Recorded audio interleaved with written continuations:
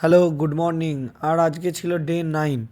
আর যত দিন যাচ্ছে তত মিশনটা হার্ড হতে থাকছে। আজকে সকাল সকাল উঠেই দেখি অনেক অর্ডার চলে এসছে, তবুও 22টার মতো। তো আমি তো সকালবেলা যেহেতু অ্যাকসেপ্ট করতে পারি না অর্ডারগুলো, কারণ আমি জব করি, তো কাজে চলে যাই, তাই জন্য সকালবেলা আমি অ্যাকসেপ্ট করতে পারি না। আর আমার কাছে প্রিন্টার মেশিনও নেই, যার জন্য আমাকে কী করতে হয়, বাড়ি এসে একবারে অ্যাকসেপ্ট করে আমাকে প্রিন্ট করে বের করে আনতে হয়।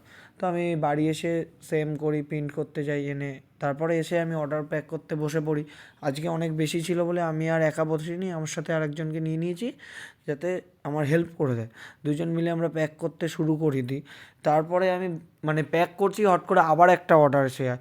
এটা খুব প্রবলেম করছে আমার, যে আমি 20টা অর্ডার প্যাক করার জন্য লেবেল ডাউনলোড করে প্রিন্ট আউট বের করে আনলাম, আবার এসে দেখি একটা এসে গেছে। আর যত 10টা অবধি দোকান খোলা আমাদের এখানে সাধারণত, তো 10টার মধ্যে যদি আমি না আনতে পারি তো অর্ডারটা আমি অ্যাকসেপ্ট করতে পারছি না। তো কী হচ্ছে, মিশো থেকেও আমার ফোন আসছে, আমি খুব প্রবলেমে পড়ে যাচ্ছি।